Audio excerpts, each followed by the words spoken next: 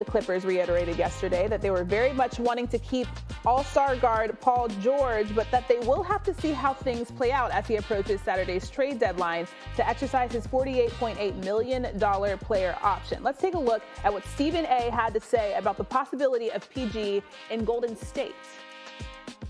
I just don't view him as a catch-and-shoot guy. I view him as somebody, legs, perk, that has the potential to disrupt their rhythm. He's better suited for the Clippers. He's better suited for Philadelphia. He would have been better suited for the New York Knicks to some degree rather than Golden State. That's just how I view it. Jay Will's back and Wendy is back. Jay Will, I'm going to start with you. Do you think that PG would be a good fit for Golden State? I think it would be a tremendous fit for Golden State. Okay. All right, because I know how you look at the continuity system of how Steph likes to play. Yes. Right? Yeah. But from some of the greatest coaches I've learned, you build the system to fit the personnel. And the personnel of PG is somebody that is multiple tooled in how he can dribble, shoot, catch, and pass, right? And do all these different things. I do think Paul George in the right system can be a catch and shoot player. He won't be one-dimensional because he can do a lot more than just be a catch and shoot.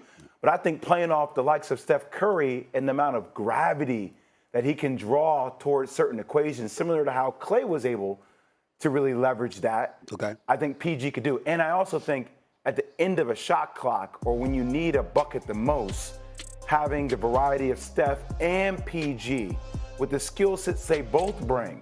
Also, who PG is defensively. He can guard the other team's best player. So if you're telling me that the biggest challenge is around catch and shoot, I would push back on that heavily because I think the IQ of who he is can understand where to fit in certain spots. But also, I'm going to fit the system around the skill set of Paul George because I think he's that special of a player. And I also think at this stage of his career, Steph Curry will be more open to acquiesce in certain moments because of who PG is. He's always been adaptive to other great players that he's had to play with, i.e. even Kevin Durant. And Kevin Durant can shake with the ball in his hands as well. Okay. Go ahead, Wendy.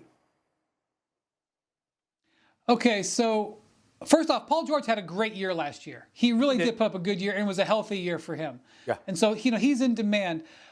Well, I'm a little fascinated by the way the Clippers are operating here because they're kind of calling PG's bluff. Because if PG becomes a free agent on Sunday, I don't see why the 76ers don't offer him a full max contract. And the Clippers have to know this. And so they're operating without offering that full max. They are kind of calling the bluff that they don't think Paul George is going to want to go to Philly. So that's the one thing. But let me just talk about Golden State for a second. We know that Golden State is still looking for big fish. We know this because back in February, they actually tried to trade for LeBron James. That was actually one of the most fascinating things. I know the story sort of came and went after the trade deadline. That was one of the most fascinating things that happened all last year, was that they thought they might be able to get LeBron James. And that's what this Paul George thing comes from. They're still hunting big fish to put alongside Steph Curry. Now, today is an interesting day because today is Chris Paul's contract guarantee deadline. This has been a contract that's passed through many hands. Originally signed in Phoenix, traded to Washington, traded to Golden State. Last year, it could have been an option. This year, it's a team option. It's for $30 million. Chris Paul is an excellent player. He's going to be a Hall of Famer. He's no longer a $30 million player. So you say, why is he still being held on this contract? Because the Warriors are holding it because they still think they can trade it for a big-time player, maybe. And yesterday, Mike Dunleavy, their general manager, was asked about this. Deadline day is Friday. What are you going to do? And he brought up the possibility that they could go to Chris Paul and extend the deadline past this weekend to push this off because they're still leaving this out. And this has not as much to do with Chris Paul as it does to do with Paul George, as they're waiting for Paul George to make a decision. That's going to happen now. So I think what's most interesting about all this is that the Warriors are still big fish hunting and how it leaves Klay Thompson sitting on the tarmac. Klay Thompson is out there going, I'm a core player. My jersey is going to be up there. What about worrying about taking care of this two guard? And they're out there waiting for an answer from Paul George about whether they should use Chris Paul, so much that they're trying to make a side deal with Chris Paul to give Paul George more time while Klay's sitting there. And I think this is fascinating because while they can pay Klay more money than anybody, if they wanted to, and they can go more years. They very clearly are not prioritizing him, or at least from my viewpoint, they're not prioritizing him.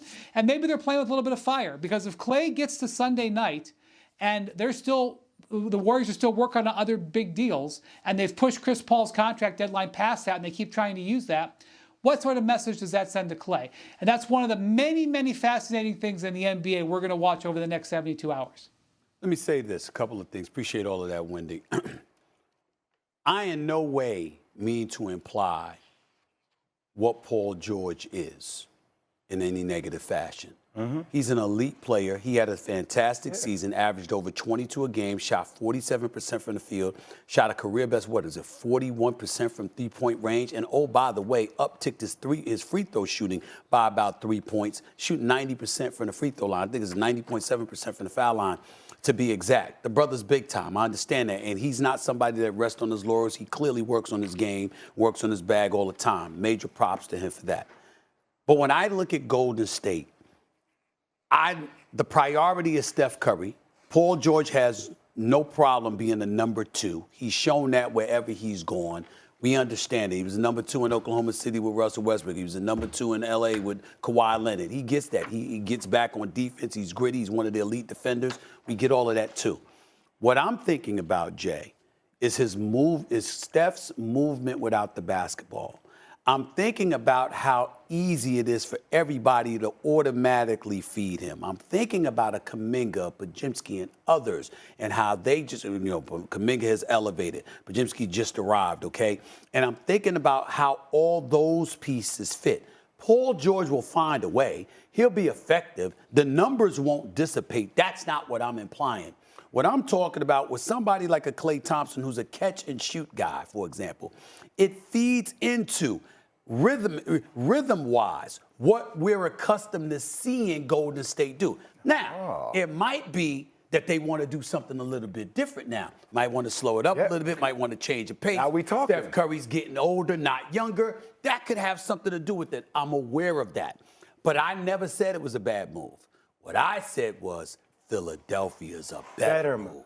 Because Philadelphia, when you look at Maxey and what he brings to the table, when you look at Embiid and how he's still the number 1 option, and because he's the guy you're going through, if you're talking about a glue piece who can be an elite glue piece, 1 minute he could be a 3, another minute he could be a number 2 option. Hell, on certain nights he could be the number 1 option. That flexibility that Paul George brings to you in a conference that's not as stiff as the Western Conference, with the Knicks having elevated, with Boston having elevated. If you've got Maxey with Embiid, what did we lament about with Philadelphia? We didn't question Tobias Harris's skill set. What we questioned was the lack of assertiveness, particularly when it's needed.